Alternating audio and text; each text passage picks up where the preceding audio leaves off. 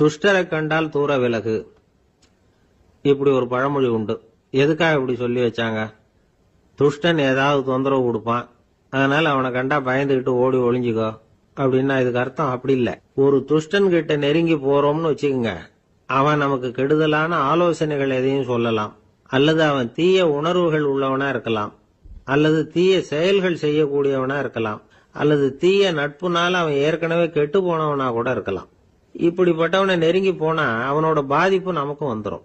அதனால விலகி போ அப்படின்னு சொல்றாங்க. இதையே கொஞ்சம் விவரமா இப்ப பாப்போமே. இப்ப இந்த துஷ்டர்களை 4 வகையா பிரிக்கிறாங்க. இந்த 4 வகைக்கும் உதாரணம் வேணும்னா வேற எங்கேயும் போக வேண்டியதில்லை, மகாபாரதத்தை பார்த்தாவே போதும். அதுல இந்த 4 வகையான தீயோரும் வர்றாங்க. முதல் வகைக்கு உதாரணம் சகுனி. இவன் மனசுல எப்பவும் தீய எண்ணங்கள் தான் நிறைஞ்சிருக்கும். கனவுல கூட தீய ஆலோசனைகள். யாராவது ஒருத்தர் நல்லபடியா வாழ்ந்தா அதை இவனால சகிச்சுக்க முடியாது. இப்படிப்பட்டவனோட நெருங்கிய தொடர்பு துரியோதனனுக்கு கிடைச்சது. துரியோதனன் எப்படின்னா அவன் ஏற்கனவே தீய காரியங்கள் செய்யறதுக்கு தயங்காதவன். அப்படிப்பட்டவனுக்கு தீய போதனைகள் செய்யறதுக்கு சகுனி உதவுனான். இந்த 2 பேரோட சகவாசம் இன்னொருத்தனுக்கு கிடைச்சது. அவன் யாருன்னா துச்சாதனன். அவன் தீய நடத்தை உள்ளவன். இந்த 3 பேரும் ஒண்ணு சேர்ந்தா என்னத்துக்கு ஆகும்? உலகமே கெட்டு போடும்ல. இந்த 3 துஷ்டர்களோட நல்லவன் ஒருத்தன் சேர்ந்தான். அவன் தான் கர்ணன். கர்ணன் இயல்பாவே உத்தம குணம் உள்ளவன். அவன் நல்லவங்களோட சேராம இப்படிப்பட்ட கெட்டவங்க கிட்ட நட்பு வச்சுக்கிட்டான். அதனால அவனும் தீய செயல்களில் ஈடுபடுறது மாதிரி ஆயிடுது. துரியோதனனுடைய நண்பனா அவனுடைய ஆதரவுல வளர்ந்ததுனால அவனுக்கு துணையா இருக்க வேண்டி இருக்குது அப்படின்னா. நட்பு உரிமையினால உதவி புரிய வேண்டியது சரிதான், அது தப்புன்னு சொல்ல முடியாது. இருந்தாலும் தீய செயல்களுக்கு உதவி செய்யறது சரியில்லை. புத்தி பலம் புஜ பலம் எல்லாம் இருந்தா கூட தெய்வ பலம் இல்லைன்னா ஜெயிக்க முடியாது. கர்ணன் மகா வீரன்.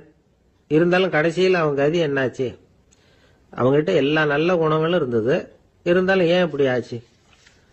தீயவர்களுடைய சேர்க்கை தான் காரணம். அவங்களோட சேர்ந்ததுனால இவனையும் அப்படியே நினைக்க ஆரம்பிச்சுட்டாங்கல்ல. 4 வகை துஷ்டர்கள்ல இவனும் ஒரு வகை அப்படின்னு சொல்ல ஆரம்பிச்சுட்டாங்க. அதாவது தீய ஆலோசனைக்கு சகுனி, தீய உணர்வுகளுக்கு துரியோதனன், தீய செய்கைக்கு துச்சாதனன், தீய நட்புக்கு கர்ணன். இப்படி உதாரணம் ஆயிட்டான். அதனாலதான் துஷ்டரை கண்டால் தூர விலகு அப்படின்னு சொன்னாங்க. அது புராண காலம். இப்பெல்லாம் நிலைமை கொஞ்சம் வேற விதமா இருக்குது. அன்னைக்கு ஒரு நாள் அப்படிதான் ஒரு காட்டு பாதையில யாரோ ஒருத்தர் அடிபட்டு கிடந்தார். யாரோ ஒரு துஷ்டன் அவனை அடிச்சு போட்டுட்டு போயிட்டான் போல இருக்கு. அந்த வழியா போன ஒருத்தர் பரிதாபப்பட்டு அவனை போய் தூக்குனார். ஆறுதல் சொன்னார். இத பாருங்க, இந்த வழியா எப்பவும் தனியா வரக்கூடாது. ஏன்னா இங்க ஒரு ரவுடி இருந்துகிட்டு வர்றவங்க போறவங்களெல்லாம் வழிப்பறி பண்ணிட்டு இருக்கிறதா கேள்விப்பட்டிருக்கிறேன் அப்படின்னாராம். இனிமே அப்படி கேள்விப்பட மாட்டீங்க அப்படின்னு அந்த ஆளு. ஏன்னு கேட்டிருக்காரு இவர். அவன் சொல்லியிருக்கான், நான் தான் சார் அந்த ரவுடி. இந்த வழியா போனவங்க கிட்ட தகராறு பண்ணேன். அவங்க தான் என்ன இப்படி அடிச்சு போட்டு என்கிட்ட இருந்த பணத்தை எல்லாம் புடுங்கிட்டு போட்டாங்க சார். காலம் ரொம்ப கெட்டு போச்சு அப்படின்னு நானா ரொம்ப பரிதா. ஒரு சராசரி மனிதனுடைய இயல்பு என்ன? இன்பம் வந்தா துள்ளி குதிப்பான், துன்பம் வந்தா சோர்ந்து போய் ஒரு மூலையில உட்காந்துருவான். இவன் தான் சராசரி மனிதன். ஆனா ஒருத்தன் இன்பம் வந்தா அதுக்காக மகிழ்ச்சி அடையறதில்ல, துன்பம் வந்தா அதுக்காக சோர்ந்து போறதில்ல அப்படின்னு வச்சுக்கோங்க. அப்படி இருந்தா அவன் சாதாரண ஆள் கிடையாது. ஒரு ஊர்ல ஒரு ஞானி இருந்தார். அவரை தேடிட்டு ஒரு பெரியவர் வந்தார். ஐயா, ஞானத்துல சிறந்த ஞானம் எது அப்படின்னு கேட்டாராம். இதுக்கு அந்த ஞானி என்ன பதில் சொன்னார் தெரியுமா? இன்பத்தினால மகிழ்ச்சி அடையாமலும் துன்பத்தினால சோர்வு அடையாமலும் இருக்கிறது தான் அந்த ஞானம், பெரிய ஞானம் அப்படின்னாராம். சரி சுவாமி, அப்படிப்பட்ட ஞானம் உங்களுக்கு எப்படி வந்ததுன்னு கேட்டிருக்காரு இவரு. அதை நான் ஒரு கழுதைகிட்ட இருந்து கத்துக்கிட்டேன் அப்படின்னாராம் அவரு. இவருக்கு ஒன்னும் புரியல, ஒரு மாதிரியா முழிச்சிருக்கிறார். இதை அவர் புரிஞ்சுக்கிட்டார். நீங்க நாளைக்கு காலையில நம்முடைய ஆசிரமத்துக்கு வாங்க, புரிய வைக்கிறேன்னாராம். சரின்னு அவர் போயிட்டார். மறுநாள் காலையில ஆசிரமத்துக்கு சேர்ந்தார். ஞானி அவரை கூப்பிட்டு உட்கார வச்சார்.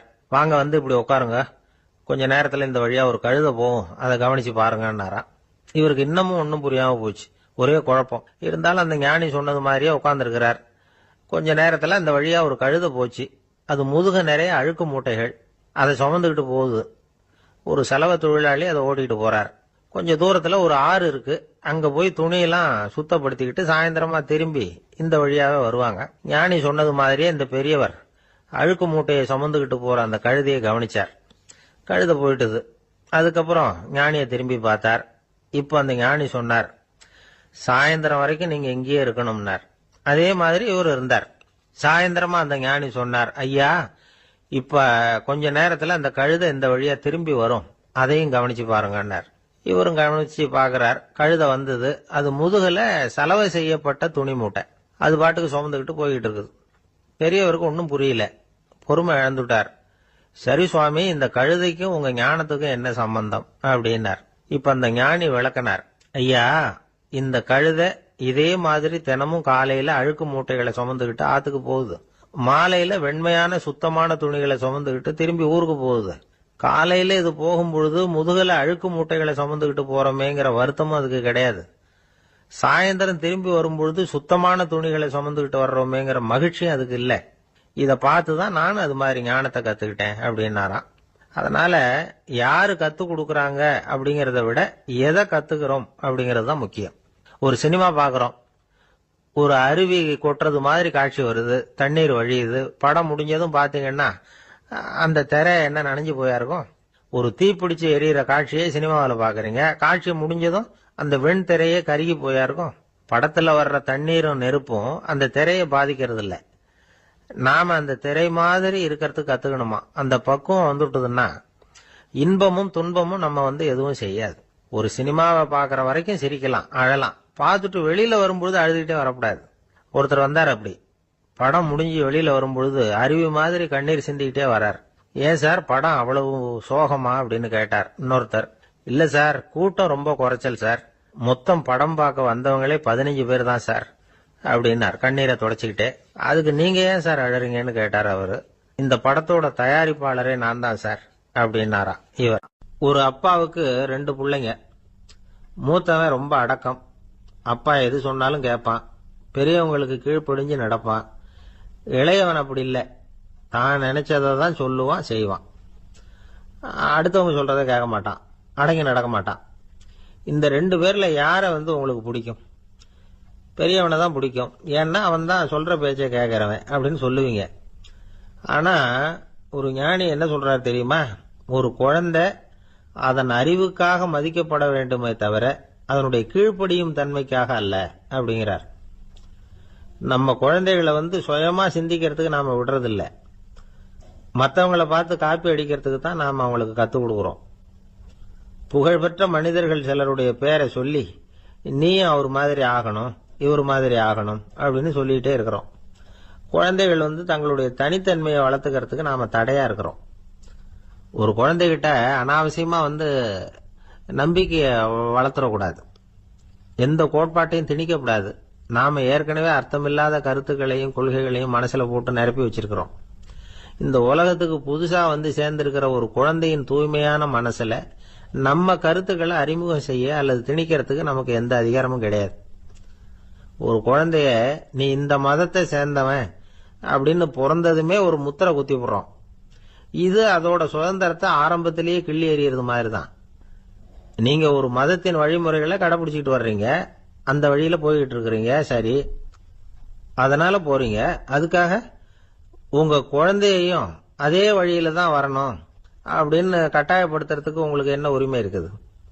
அந்த குழந்தை சுயமா சிந்திச்சு ஒரு முடிவுக்கு வரட்டுமே, அதுக்கு நீங்க ஏன் தடையா இருக்கிறீங்க? நமக்கு உண்மையிலேயே நம்ம குழந்தை மேல அன்பு இருந்தா இது மாதிரி திணிப்பு வேலைகளை செய்யக்கூடாது. திணிப்பு வேலைகள்ல இருந்து குழந்தைகளை காப்பாத்தினா போதும். அதுதான் ரொம்ப முக்கியம். அடுத்த தலைமுறை அற்புதமான தலைமுறையா உருவாகும். நாம தான் சாதி மத சங்கடங்கள்ல மாட்டிக்கிட்டு தவிக்கிறோம். அவங்களாவது சாதி மத வேறுபாடு இல்லாத சமுதாயத்தை பார்க்கட்டுமே, அந்த சௌகரியங்களை அனுபவிக்கட்டுமே. அதுக்கு நாம என்ன செய்யணும்னா ஒன்னும் செய்யாம இருந்தா போதும். ஒரு குழந்தைகிட்ட நம்ம கருத்தை திணிக்கும் பொழுது என்ன ஆகுது தெரியுமா?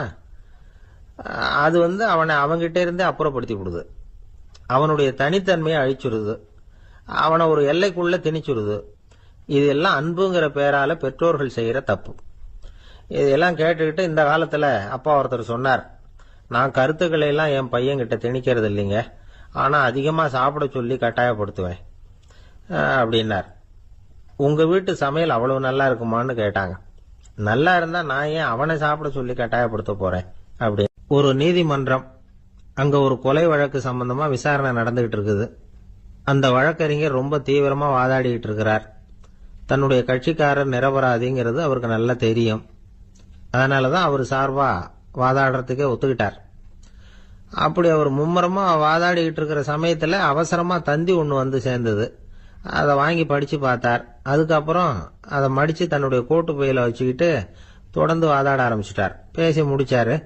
அதுக்கப்புறம் அங்க கோர்ட்ல இருந்த சக வக்கீல்கள் அவர்கிட்ட வந்தாங்க.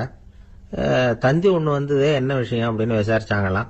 அப்போ அவர் சொல்லியிருக்கிறார், ஊர்ல சிகிச்சைக்காக போயிருந்த என்னுடைய மனைவி இறந்து போனதா தந்தி வந்திருக்குது அப்படின்னாராம். மற்ற வக்கீல்களுக்கு அதிர்ச்சி. என்னங்க இது, மனைவி இறந்ததை விட கேஸ் முக்கியமா உங்களுக்கு அப்படின்னு கேட்டிருக்கிறாங்க. இறந்து போன என் மனைவி மறுபடியும் திரும்பி வர போறதில்ல. ஆனா என்னுடைய கட்சிக்காரர் ஒரு கொலை வழக்கில் மாட்டிக்கிட்டார். அவரும் நிரபராதி. அவர் உசுரை நான் காப்பாற்ற வேணாமா? இதுதான் என்னுடைய கடமை அப்படின்னாராம். இப்படி இவர் சொன்னதை எல்லாரும் அப்படியே திகைச்சு போய் நின்னுட்டாங்களாம். சரி, கடமைக்கு முக்கியத்துவம் கொடுத்த அந்த வழக்கறிஞர் யார் தெரியுமா? அவர் தான் இரும்பு மனிதர் சர்தார் வல்லபாய் பட்டேல். குஜராத் மாநிலத்தில் 1875 அக்டோபர் 31 அன்றைக்கு ஜாவேரி பாய் அப்படிங்கிறவருக்கு 4வது பிள்ளையா அவர் பிறந்தாராம். இந்த ஜாவேரி பாய் யார் தெரியுமா? ஜான்சி ராணி லட்சுமி பாய் போர் படையில ஒரு வீரரா பணிபுரிஞ்சவர். இளம் வயசுல வல்லபாய் படேல் ரொம்ப சிரமப்பட்டு படிச்சிருக்கார். விடாமுயற்சி வெற்றியை கொடுத்தது. கல்லூரியிலையும் காலடி வச்சார். அதுக்கப்புறம் வக்கீல் பட்டத்தையும் வாங்கினார். பிரிட்டிஷ் ஆட்சி நடந்துகிட்டு இருந்த சமயம் குஜராத்தை சேர்ந்த பர்டோலி தாலுகாவில் விவசாயிகள் மேல அரசாங்கம் திடீர்னு நில வரியை வசதி விட்டுதான். ஏழை விவசாயிகள் ரொம்ப கஷ்டப்பட்டிருக்காங்க. அரசாங்கம் வரி செலுத்தாத விவசாயிகளின் நிலங்களை எல்லாம் ஜப்தி செஞ்சுதான். அரசாங்கத்தை எதிர்க்கிறவங்களை எல்லாம் கைது பண்ணி சிறையில அடைச்சுட்டாங்களாம். சில பேர் வீடு வாசல் ஆடு மாட்டையெல்லாம் வித்து கூட வரி கட்ட வேண்டிய நிலைமைக்கு ஆளாயிட்டாங்க. வழக்கறிஞர் வல்லபாய் படேல் நில வரியை உடனே ரத்து பண்ணணும் அப்படின்னு பம்பாய் கவர்னருக்கு ஒரு கடிதம் எழுதினார். எந்த பலனும் இல்லை. உடனே எல்லா விவசாயிகளையும் அணி திரட்டினார். அதுக்கு தானே தலைமை தாங்கினார். சத்தியாகிரகம் நடத்தினார். அந்த பகுதியில் எந்த வேலையும் நடக்கல. வேற வழி இல்லை. ஆட்சியாளர்கள் உடனே வரியை ரத்து பண்ணாங்க. சிறையில் இருந்தவங்களை எல்லாம் வெளில விட்டாங்க. 1928 ஆகஸ்ட் 6 சர்க்காருக்கும் விவசாயிகளுக்கும் இடையில ஒரு உடன்பாடு ஏற்பட்டது. அதுக்கப்புறம் தான் நிலைமை சரியா போச்சான். வல்லபாய் படேலின் பொது சேவையை பாராட்டின பொதுமக்கள் அவருக்கு சர்தார் அப்படிங்கிற பட்டத்தை கொடுத்தாங்களாம். சர்தார்னா தலைவர் அல்லது தளபதினு அர்த்தம். இரும்பு மனிதர்னு இவருக்கு பேரு. இருந்தாலும் நகைச்சுவை உணர்வும் இவருக்கு நிறைய உண்டு. ஒரு தடவை ஒரு பத்திரிகை நிருபர் வந்திருக்கார். சர்தார் பட்டேல் கிட்ட அவருக்கு பிடிச்ச பண்பாடு கலாச்சாரம் எது அப்படின்னு கேட்கணும்னு ஆசை. அதனால அவரை பார்த்து கேட்டாராம், ஏங்க உங்களுக்கு பிடிச்ச கல்ச்சர் எது அப்படின்னு கேட்டிருக்கார். இதுக்கு சர்தார் பட்டேல் சொன்ன பதில் என்ன தெரியுமா? எனக்கு பிடிச்ச கல்ச்சர் அக்ரிகல்ச்சர் அப்படின்னு. ஒருத்தர் குதிரை ரேஸுக்கு போனார். பணம் கட்டினார், தோத்து போயிட்டார். மறுபடியும் போனார், பணம் கட்டினார், தோத்து போனார். அடுத்த தடவையும் பணம் கட்ட போனப்போ அவரை தடுத்து கேட்டோம், ஏன் சார் ஏற்கனவே விட்டது போதாதா, இன்னமும் இருக்கிறத விடணுமா அப்படின்னு கேட்டோம். விட்டதையெல்லாம் மொத்தமா எடுக்க வேணாமா சார், அதுக்காக தான் தொடர்ந்து பணம் கட்டுறேன்னாரு அவரு. இவரை திருத்துறது ரொம்ப கஷ்டம். இது ஒரு மனநோய். மனநோய்கள்ல பல வகை உண்டு. மனநோய்கள் பிரிவு அட்டவணையில சூதாட்டம்ங்கிறது அவதியுறும் நோய் அப்படிங்கிற தலைப்புல வருது. சூதாட்டம் 2 வகைப்படும்னு சொல்றாங்க உளவியல் நிபுணர்கள். ஒரு வகை எப்படின்னா, நண்பர்களோட சேர்ந்துகிட்டு மகிழ்ச்சியும் கிளர்ச்சியும் அடையறதுக்காக ஈடுபடுறது. பிரச்சனைகளை தீர்க்கறதுல ஒரு ஆர்வம். கேளிக்கைக்காக கொஞ்சம் விட்டு பிடிக்கிறது அப்படிங்கிற மனுஷனுடைய அடி மனசுல உள்ள விபரீத பிணைய சுபாவம், இதெல்லாம் அதுக்கு காரணம். இன்னொரு வகை எப்படின்னா, சூதாட்டத்தில் ஈடுபட்டு ஒரு கட்டாய நிலைமைக்கு ஆளாயிடுறது. ஈடுபடு அப்படின்னு மனசு ஒரு வெறித்தன்மையை தூண்டிக்கிட்டே இருக்கும். இப்படிப்பட்டவங்களுக்கு நாம தோத்துக்கிட்டு இருக்கோம்ங்கிறது தெரியும். நாம ஜெயிக்கிறதுக்கான சந்தர்ப்பம் இல்லைங்கிறதும் தெரியும். இதனால நமக்கும் கஷ்டம், நம்ம சுத்தி இருக்கிறவங்களுக்கும் கஷ்டங்கிறதும் புரியும். அப்படி இருந்தும் சூதாடுவாங்க. இதுக்கு காரணம் சூதாடியின் பகற்கனவு அப்படிங்கிறாங்க நிபுணர்கள். இந்த நிலைமைக்கு கட்டாய சூதாட்டம் அல்லது நிர்பந்த சூதாட்டம் அப்படின்னு பேர் வச்சிருக்கிறாங்க. இப்படிப்பட்ட ஆசாமி இருக்கிறது பூரா விட்டுருவான், கடன் வாங்குவான், திருடுவான். இருந்தாலும் என்னைக்காவது ஒரு நாள் ஜெயிச்சிருவேன் அப்படின்னு சொல்லிக்கிட்டே இருப்பான். விட்டதை எடுத்துருவேங்கிற ஒரு நம்பிக்கை சுடர் அவனுக்குள்ள எரிஞ்சுக்கிட்டே இருக்கும். இவனை மனநோயாளி அப்படின்னு சொல்லிட முடியாதான். என்ன காரணம்னா, இது மாதிரி ஆளுங்க கிட்ட மன போராட்டமோ கவலையோ பதட்டமோ இருக்கிறது இல்ல. சில விசேஷமான குணங்கள் இவங்க கிட்ட உண்டு.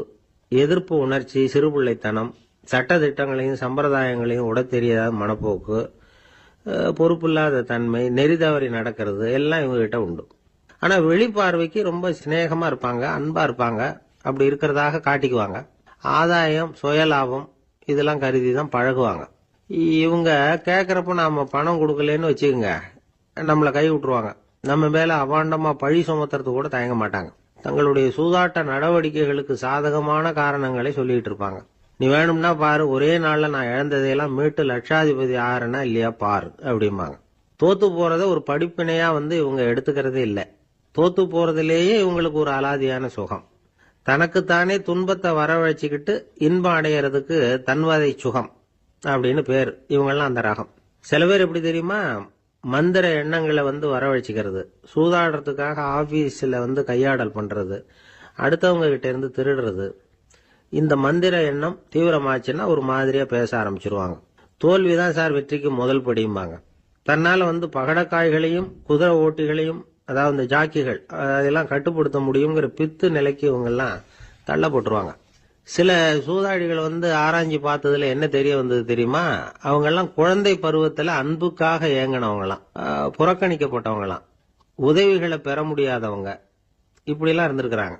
இவங்க வளர வளர மத்தவங்க சௌகரியம் பற்றி அக்கறை இல்லாதவங்களா ஆயிடுறாங்க. அதிர்ஷ்ட தேவதை தன்னோட இருக்கிறாங்க அப்படிங்கிற அசையாத நம்பிக்கை இவங்களுக்கு. இவங்களை திருத்துறது ரொம்ப கஷ்டம். அதனால பந்தயம், சூதாட்டம் இது மாதிரியான விஷயங்களை விட்டு விலகியே இருக்கிறது தான் நமக்கு நல்லது. ஒரு ஆள் சொன்னா, என்னுடைய குதிரை வேகமா ஓடுறதுக்கு என்ன வழி அப்படின்னு கால்நடை மருத்துவர்கிட்ட யோசனை கேட்டேன். அவர் ஒரு பாட்டில் நிறைய மாத்திரைகளை கொடுத்து தினம் 2 மாத்திரை வீதமா கொடுக்க சொன்னார். முதல் நாள் 2 மாத்திரையை கொடுத்துட்டு அது மேல ஏறி உட்கார்றதுக்கு போனேன். அவ்வளவுதான். அதுக்குள்ள அது அம்பு மாதிரி பாஞ்சு ஓடி போச்சு. நான் இன்னும் உட்காரவே இல்லை, அதுக்குள்ள பாஞ்சு ஓடி போச்சு அப்படின்னா. அடடா, அப்புறம் நீங்க என்ன பண்ணீங்க அப்படின்னு கேட்டாங்க. என்ன பண்றது, மீதி மாத்திரை பூராவே நான் முழுங்கி விட்டு அதுக்கப்புறம் துரத்தி பிடிச்சி அது மேல ஏறி உட்கார்ந்தேன் அப்படின்னா அவன். ஒரு ஊர்ல ஒரு மன்னன் இருந்தான், கொடுங்கோல் மன்னன். நிறைய தொந்தரவு பண்ணிட்டு இருந்தான். அவன் ஒரு தடவை என்ன பண்ணான் தெரியுமா, ஒரு தப்பும் பண்ணாத ஒரு இளைஞனை பிடிச்சி ஜெயில அடைச்சுட்டான். அந்த பையனோட சொந்தக்காரங்கள்லாம் ராஜா கிட்ட போனாங்க. அவன் ஒரு தவறும் பண்ணல, அவனை விடுதலை பண்ணுங்க அப்படின்னு கெஞ்சி கேட்டுக்கிட்டாங்க. மன்னன் யோசனை பண்ணான். அந்த இளைஞனை கூப்பிட்டுக்கிட்டு வர சொன்னான். அவனை கொண்டாந்து ராஜா முன்னாடி நிறுத்தினாங்க. இதை பாருப்பா, உன்னை நான் விடுதலை பண்ணுவேன், ஆனா ஒரு கண்டிஷன். அந்த நிபந்தனையை நீ நிறைவேற்றினா உனக்கு விடுதலை அப்படின்னா மன்னன். சரின்னு ஒத்துக்கிட்டான் பையன். மன்னன் கண்டிஷன் என்னங்கிறத சொன்னான். உங்ககிட்ட ஒரு செம்மறி ஆட்டை கொடுக்க போறேன், 1 மாசத்துக்கு அதுக்கு தேவையான தீனியையும் கொடுக்க போறேன். 1 மாசம் கழிச்சு அந்த ஆட்டை எடை போட்டு பார்ப்பேன். அந்த ஆட்டின் எடை கொஞ்சம் கூட கூடி இருக்கக்கூடாது. எடை கூடி இருந்தா உனக்கு விடுதலை கிடையாது. என்ன சொல்ற அப்படின்னா. பையனுக்கு ஒன்றும் புரியல, பயமா போயிட்டுது. குழம்பிக்கிட்டே நின்றுகிட்டு இருக்கிறான். சரி, 1 நாள் டைம் தரேன், நல்லா யோசனை பண்ணி பார்த்துட்டு நாளைக்கு உன் முடிவை சொல்லு அப்படின்னா மன்னன். பையன் கவலையோட வெளியில வந்தான். அங்க ஒரு பெரியவர் நின்றுகிட்டு இருந்தார். அவர்கிட்ட விஷயத்த சொன்னான். அந்த பெரியவர் இந்த பையனுக்கு காதோட காதா ஒரு வழியை சொல்லி கொடுத்தார். அதை கேட்டதும் பையன் மறுபடியும் மன்னன் முன்னாடி நின்னா, உங்க நிபந்தனையை ஏத்துக்கிறேன்னு சொன்னான். மன்னன் ஒரு ஆட்டுக்குட்டியையும் அதுக்கு 1 மாசத்துக்கு தேவைப்படுற தீவனத்தையும் கொடுக்கும்படியா உத்தரவு போட்டான். கொடுத்தாங்க, ஓடிட்டு போயிட்டான். 1 மாசம் தினமும் தவறாம அந்த தீவனத்தை ஆட்டுக்குட்டிக்கு போட்டுக்கிட்டு இருக்கிறான். 1 மாசம் கழிச்சு அந்த ஆட்டை அரண்மனைக்கு ஓட்டிட்டு போனான். மன்னன் அதை எடை போட்டு பாக்குறான், எடை கூடவே இல்லை, அப்படியே தான் இருக்குது. உடனே போட்ட நிபந்தனைப்படி அந்த இளைஞனை விடுதலை பண்ணிவிட்டான். சரி, ஆட்டுக்கு எடை கூடாம இருக்கிறதுக்கு அந்த பெரியவர் சொல்லி கொடுத்த யோசனை என்ன அப்படின்னா, அது வேற ஒண்ணும் இல்ல. அந்த ஆட்டுக்கு எதிரில் அது கண்ணுல படுற மாதிரி ஒரு ஓநாயை கட்டி போட சொன்னார். அவ்வளவுதான். ஆட்டுக்கு ஓநாய்ங்கிறது பிறவி பகை. ஓநாயை பார்த்தா ஆடு நடுங்க ஆரம்பிச்சிரும், அவ்வளவு பயம்.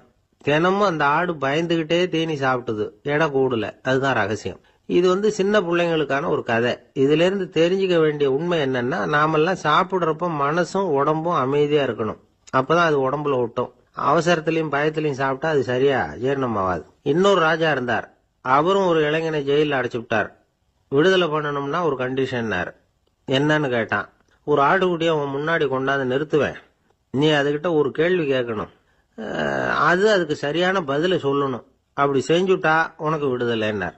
இளைஞன் யோசனை பண்ணி பார்த்தான். சரின்னு ஒத்துக்கிட்டான். அது பிரகாரமே ஆட்டுக்குட்டிய பதில் சொல்ல வச்சுட்டான். என்ன நடந்தது தெரியுமா? ஆட்டுக்குட்டியை கொண்டாந்து நிறுத்தினாங்க. இவன் மெதுவா அதுகிட்ட போனான். அது காது கிட்ட போய் ஏப்ரலுக்கு அடுத்த மாசம் என்ன மாசம்னு கேட்டான். அது உடனே மேன்னு கத்திச்சு. இவன் விடுதலை ஆயிட்டு. இந்த உலகமே ஒரு நாடக மேடை, நாம எல்லாரும் நடிகர்கள். இது ஞானிகள் சொல்றது. இது ஒரு பக்கம் இருக்கட்டும். இந்த உலகத்துக்குள்ள எத்தனையோ நாடக மேடைகள், எத்தனையோ நடிகர்கள், எத்தனையோ நாடகங்கள், இதெல்லாம் எப்படி ஆரம்பமாச்சு? அதுதான் இன்னைக்கு தகவல். அதாவது ஆதி மனிதன் பேச ஆரம்பிக்கிறதுக்கு முன்னாடி சைகையாலேயே எல்லாத்தையும் சொல்லிட்டு இருந்தான். அதனால அப்பவே நடிப்பு ஆரம்பமாயிட்டுது. முதல்ல ஒரு வேட்டையத்தான் அவன் நடிச்சு காட்டியிருப்பான். இவன் எப்படி போனான், எதிரில் மிருகம் எப்படி வந்தது, அதோட எப்படி சண்டை போட்டான், எப்படி அடிச்சு கொண்டுகிட்டு வந்தான், இதை அப்படியே மற்றவங்களுக்கு நடிச்சு காட்டியிருப்பான். ஏன்னா மொழி கிடையாது. இந்த காலத்துல எல்லாம் நாடகங்கள்ல நடிக்கிறவங்கள நடிகர்கள்ங்கிறோம். ஒரு காலத்துல இவங்களுக்கு என்ன பேர் தெரியுமா? திஸ்பியர்கள் அப்படின்னு பேராம். இதுக்கு காரணம் உண்டு. அதாவது 2000 வருஷத்துக்கு முன்னாடி கிரீஸ் நாட்டில் திசிபியஸ் அப்படின்னு ஒரு ஆள் இருந்தான். அவன் ஒரு பெரிய நாடக கலைஞன். அவன் சில இளைஞர்களை சேர்த்துக்கிட்டான், பயிற்சி கொடுத்தான், நாடக குழுவை உருவாக்கினான். நடிகர்களையும் நாடகத்துக்கு தேவையான பொருள்களையும் ஏற்றிக்கிட்டு போகிறதுக்கு ஒரு வண்டியையும் தயார் பண்ணான். அந்த வண்டியிலேயே அவன் கிரேக்க நாடு பூராவும் சுற்றினான். ஊர் ஊராக நாடகம் போட்டான். ஒரு ஊருக்கு போனதும் அங்கே நாடகம் நடத்த தியேட்டர் இருக்கா அப்படிங்கன்னெல்லாம் பார்க்கறது இல்லை அவன். ஏன்னா அப்போலாம் தியேட்டர்னா என்னென்ன தெரியாது. நாடகம்னா அதை ஒரு மூடிய கொட்டைக்குள்ளே தான் நடத்தணுங்கிறது அப்போ யாருக்குமே தோணலை. இந்த வண்டி போகும், அதுவே ஒரு பகுதி, அப்படியே ஒரு மேடை மாதிரி விரிச்சிக்கும். அதில் ஏறி நின்றுக்கிட்டு நாடகத்தை நடித்து காட்டுவாங்களாம். மக்கள்லாம் எதிரில் தரையில் உட்காந்து அதை பார்த்துக்கிட்டு இருக்கிறது. உலகத்தின் முதல் நடமாடும் தியேட்டர் இதுதானா. இந்த திசிபியஸ் தான் முதலாக உலகத்தில் நாடகம்ங்கிற பொழுதுபோக்கை நடத்தி காட்டினவன் அப்படின்னு சொல்கிறாங்க. அவன் சொந்தமாக நாடகம் எழுதுனா, நடித்தான், நாடகத்தை இயக்கினான். அதனால தான் அவனை first man of the theatre அப்படின்னு சொல்லுவாங்க. அவன் தான் நாடக மேடையின் முன்னோடி. கிரேக்கர் காலத்திலேயே நாடக ஆசிரியர்கள், நடிகர்கள், ரசிகர்கள் இவங்கெல்லாம் உருவாயிட்டாங்களாம். நாடகத்தின் சரித்திரத்தில் இந்த 3 பிரிவும் ரொம்ப முக்கியம். அதாவது கிரேக்க தியேட்டர்கள்லாம் திறந்த வெளி மேடைகள் தான். பெரும்பாலும் மலைச்சரிவுகள், அதுவே படிப்படியாக பண்ணியிருப்பாங்க. கீழே அரைவட்ட வடிவில் மேடை, அதுக்கு ஆர்கெஸ்ட்ரான்னு பேர். பிற்காலத்தில் இதில் உட்காந்து இசைக்குழுவினர் வாய்ச்சதுனால இசைக்குழுவுக்கே ஆர்கெஸ்ட்ராங்கிற பேர் வந்துட்டுது. இப்போ கிரேக்க தியேட்டர்களில் ஒன்று, அதோட காலம் கிமு 340. அதை இன்னமும் பாதுகாத்து வச்சிருக்கிறாங்களாம். எபிடாரஸ் அப்படிங்கிற இடத்துல அது இருக்குதான். இன்னமும் அந்த தியேட்டரை பயன்படுத்திக்கிட்டு வர்றாங்களாம். சிறந்த கிரேக்க நாடகங்கள்லாம் அங்கே நடிக்கிறாங்களாம். ஆரம்ப காலத்திலேயே கட்டணம் கிடையாது. அப்புறம் பின்னாடி தான் நுழைவு கட்டணம்லாம் அப்படியே வந்துட்டு தான். நடிகர்கள் பளபளப்பான ஆடைகள் உடுத்தியிருப்பாங்களாம். இந்த குதிகால் உயர்ந்த காலணிகள் போட்டிருப்பாங்களாம். இதெல்லாம் பழைய குறிப்புகள். பலவிதமான உருவங்களில் மாஸ்க் அப்படின்னு சொல்லப்படுற முகமூடி. அதனால ஒரே நடிகர் பல வேடங்களில் நடிக்கிறது உண்டான். ஆரம்பத்தில் பெண் நடிகர்கள் கிடையாது, எல்லாம் ஆண் நடிகர்கள் தான். ரோமானியர்கள் தான் முதல் நிரந்தர நாடக மேடையை கட்டினவங்க. அதுதான் முதல் தியேட்டர். கிமு 1048 காலகட்டத்தில் பாம்பிங்கிற நகரத்தில் அதை கட்டியிருக்கிறாங்களாம். கிரேக்க ரோமானிய தியேட்டர்களின் அடிப்படையிலேயே இந்த இத்தாலிய வடிவ அமைப்பாளர்கள் இந்த குதிரை லாட வடிவில் ஒரு ஆடிட்டோரியத்தை உருவாக்கினாங்களாம். இப்படி அதை பற்றி நிறைய தகவல் இருக்குது. 1576 லண்டனில் இந்த பின்ஸ்பர்ரி, அப்புறம் இந்த பில்ட்ஸில், அப்புறம் ஜேம்ஸ் இப்படிங்கிற ஒரு முயற்சியால் தான் இங்கிலாந்தில் முதல் தியேட்டர் உருவாச்சான். அப்படி ஒருத்தர் இருந்தாராம். உலக நாடக மேடையின் வரலாறு இதுதான். அதாவது இப்பெல்லாம் அறிவியல் வளர்ச்சி அதிகமாயிட்டுது. திரைப்படம், தொலைக்காட்சி எல்லாம் வந்தாச்சு. ஒவ்வொரு வீடுமே ஒரு குட்டி தியேட்டர் மாதிரி ஆயிட்டுது. தொலைக்காட்சி முன்னாடி உட்காந்து எழுந்திருக்கவே மனசு வர்றதில்லை. ஒரு அம்மா ஒரு மனோதத்துவ டாக்டரை தேடிட்டு வந்தாங்களாம் இந்த காலத்தில். டாக்டர், எங்கள் வீட்டுக்காரர் எப்போ பார்த்தாலும் டிவி முன்னாடி உட்காந்துக்கிட்டு அதையே வெறிச்சு பார்த்துக்கிட்டு இருக்கிறார், உத்து பார்த்துக்கிட்டு இருக்கார், எனக்கு சந்தேகமாக இருக்குன்னாங்களாம். இது மனக்கோளாறு இல்லைங்க, ஆர்வ கோளாறு, அவ்வளவுதான், இதுக்காக பயப்படாதீங்கன்னாராம் டாக்டர். அப்படி இல்லை டாக்டர், டிவி ஓடும் பொழுது நாம் எல்லாம் அதை பார்க்குறோம் சரி, ஆனால் அவர் அப்படி இல்லை, டிவியை நிறுத்தினதுக்கு அப்புறமும் அதையே உத்து பார்த்துட்டு உட்காந்துருக்கிறார், அதனால தான் சந்தேகப்பட்டு உங்ககிட்ட வந்தேன் அப்படின்னாங்களாம். கணவன் மனைவி அன்பா இருக்கணும், ஒருத்தர் நல்லா புரிஞ்சுக்கணும், விட்டு கொடுக்குற மனப்பான்மை வேணும், அதுதான் ஒரு நல்ல குடும்பம். இன்னைக்கு பல குடும்பங்கள்ல அர்த்தமில்லாத சண்டைகள் தான் அதிகம். கிராமப்புறங்களில் வேடிக்கையாக ஒரு கதை சொல்லுவாங்க. ஒரு ஊரில் ஒரு ஆள் இருந்தான், வேலை வெட்டி இல்லாமல் சும்மாவே இருந்தான். அவனுக்கு கல்யாணம் பண்ணி வச்சாங்களாம். மனைவி சேர்ந்தா. சும்மாவே உட்காந்துருக்கிறியே, ஏதாவது சம்பாதிக்கிற வழியை பாரு அப்படின்ட்டு இருக்கா. அதுக்கு தான் யோசனை பண்ணிட்டு இருக்கிறேன், ஒரு அருமையான ஐடியா அப்படின்னு நானா. என்ன அது சொல்லு அப்படின்ட்டு இருக்கா. அவ ஒரு ஆட்டுக்குட்டி வாங்க போறேன்னு இருக்கான். அதை வாங்கி என்ன பண்ண போறேன்னா, அந்த குட்டி வளரும், பெருசாகும், அதுக்கப்புறம் அது நிறைய குட்டி போடும் அப்படின்ட்டு இருக்கான். சரி, அப்புறம் என்ன, அதையெல்லாம் சந்தையில் கொண்டுட்டு போய் விற்றுவிட்டு அந்த காசுக்கு ஒரு எருவு மாடு வாங்கலாம். சரி, அது எதுக்கு?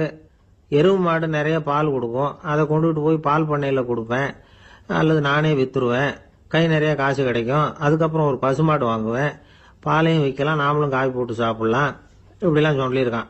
அப்போ அந்த பொண்ணு சொல்லிச்சான், அடுத்த தெருவில் இருக்கிற எங்க அம்மா வீட்டுக்கும் கொஞ்சம் பால் கொடுத்து அனுப்பலாம் அப்படின்னு இருக்கா அந்த பொண்ணு. இந்த இடத்துல கணவனுக்கு கோபம் வந்துட்டுது. அது எப்படி உங்க அம்மா வீட்டுக்கு எதுக்கு கொடுக்கணும், அதெல்லாம் முடியாதுன்னு இருக்கான். இந்த இடத்துல சண்டை ஆரம்பமாயிட்டுது. கொஞ்ச நேரத்தில் 2 பேரும் சத்தம் போட ஆரம்பிச்சுட்டாங்க. கடுமையான சண்டை நடக்கிறத பக்கத்து வீட்டுக்காரன் காதில் வாங்கினான். அவன் ஓடியாந்தான். அவனுக்கு தெரியும், வாங்காத மாட்டுக்காக இப்படி சண்டை போட்டுக்கிட்டு இருக்கிறாங்கிறது அவனுக்கு புரியும். அவன் ஓடி வந்து சொன்னான், ஏண்டா உன்னோட பசுமாட்டை ஒழுங்கா கட்டி போடக்கூடாதான் இருக்கான். என்னடா சொல்றேன்னா, இவன் உன் மாடு என் தோட்டத்தில் வந்து மேய்ஞ்சுட்டுது, பயிரெல்லாம் நாசமாயிட்டுது, 10,000 ரூபா அளவுக்கு சேதம், அதை வாங்கிட்டு போறதுக்கு தான் வந்தேன், குடுறா 10,000 நானா. இவன் அரண்டு போயிட்டான். அப்புறம் சொன்னான், டே நான் இன்னும் மாடே வாங்கலையே, அதுக்குள்ள அது வந்து எப்படிடா உன் தோட்டத்தில் மேயும், என்னடா உளர்றேன்னு இருக்கான். நீ தாண்டா இப்போ உளறிட்டு இருக்க, மாடே வாங்கல, அதுக்குள்ள எப்படிடா வந்து உன்னுடைய மனைவி அவங்க அம்மா வீட்டுக்கு பால் கொடுத்து அனுப்ப முடியும் அப்படின்னு அவன் கேட்டானா. நம்ம ஆளுக்கு இப்பதான் புத்தி வந்துதான். அர்த்தமே இல்லாத சண்டை போட்டுக்கிட்டு இருக்கிறோம் அப்படிங்கறத அவன் புரிஞ்சுக்கிட்டானான். இது நம்ம முன்னோர்கள் சொல்லி இருக்கிற ஒரு கதை. சண்டையில தான் அர்த்தம் இல்லையே தவிர கதையில் அர்த்தம் உண்டு. அதாவது இல்லாத விஷயங்களுக்காக சண்டை போட்டுக்கிட்டு இல்லறத்தை வீணாக்கிக்கிட்டு இருக்கிற மனிதர்கள் இன்றைக்கு நிறைய பேர் இருக்கிறாங்க. ஒருத்தன் தன்னுடைய மனைவியை பத்தி மாமனார்கிட்ட புகார் சொன்னானா, மாமா உங்க பொண்ணு அர்த்தமில்லாத சண்டை போடுறா, எதுக்கு எடுத்தாலும் எடுத்தெறிஞ்சு பேசுறா அப்படின்னு இருக்கான். நீ எப்படி மாப்பிள்ள அதை சமாளிக்கிற அப்படின்னு கேட்டிருக்காரு அவரு. அவ எடுத்தெறியறது என் மேல படாம ஒதுங்கி நின்னுக்கிறேன் அப்படின்னு நானா. நமக்கு முன்னாடி நமக்கு வேண்டிய ஒருத்தர் ஒரு கிளாஸ்ல நமக்கு பழச்சாறு கொண்டாந்து வைக்கிறாருன்னு வச்சுங்க. உடனே நாம என்ன பண்ணுவோம், எடுத்து கிடுகிடுன்னு சாப்பிட்டுருவோம் அடுத்தவங்க யாரும் வர்றதுக்குள்ள. அதை விட்டுட்டு அதை கொண்டாந்து வச்சவர்கிட்டயே அதோட விலை என்ன அப்படி இப்படின்னு நான் கேட்டுக்கிட்டு இருப்போம். நாம கேட்க மாட்டோம். ஆனா காந்திஜி அப்படி கேட்டாராம். எப்ப தெரியுமா, 1935 அந்த வருஷம் மே மாசத்துல ஒரு நாள் காந்திஜி டெல்லியில இருக்கிறார். அப்ப அவருக்கு 2 டம்ளர் மாம்பழச்சாறு கொண்டாந்து கொடுக்குறாங்க. அதை வாங்குறார்.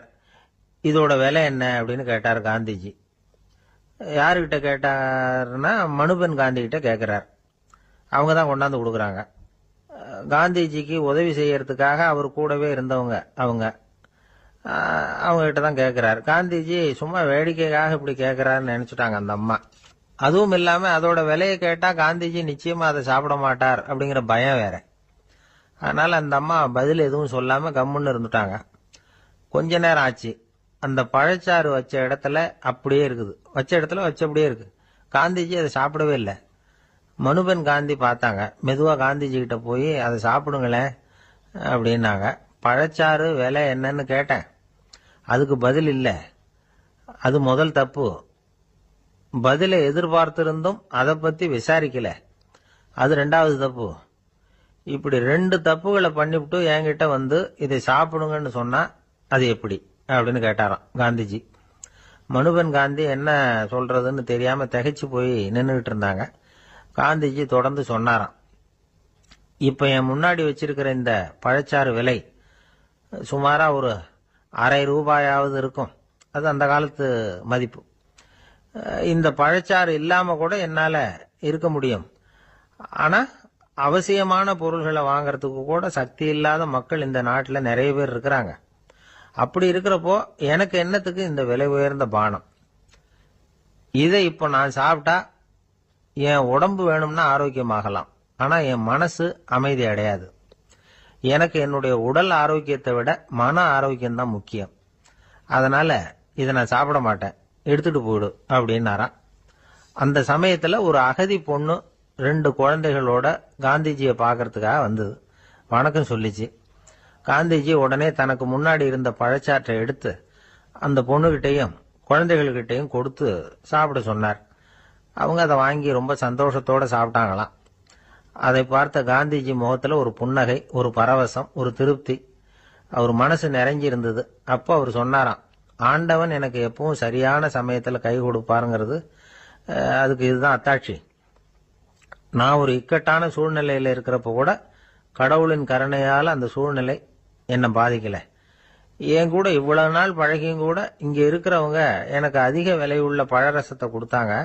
ஆனா சரியான நேரத்துல அதை சாப்பிட வேண்டியவங்களை என்கிட்ட அனுப்பி வச்சு என்ன சந்தோஷப்படுத்தினார் கடவுள், அவருக்கு நன்றி அப்படின்னாராம் மகாத்மா காந்தி. உடல் ஆரோக்கியத்தை விட மன ஆரோக்கியம்தான் எனக்கு முக்கியம்னு சொன்னார் பாருங்க. அதை நாம எல்லாரும் மனப்பூர்வமா இன்னைக்கு சிந்திச்சு பார்க்கணும். இந்த காலத்துல எல்லாரும் அப்படியா நினைக்கிறாங்க? எனக்கு தெரிஞ்ச ஒருத்தர் இருந்தார். தினமும் காலையில ஒரு காபி சாப்பிட உட்கார்ற நேரத்துல பக்கத்து வீட்டுக்காரர் வந்து சேருவார் கரெக்டா.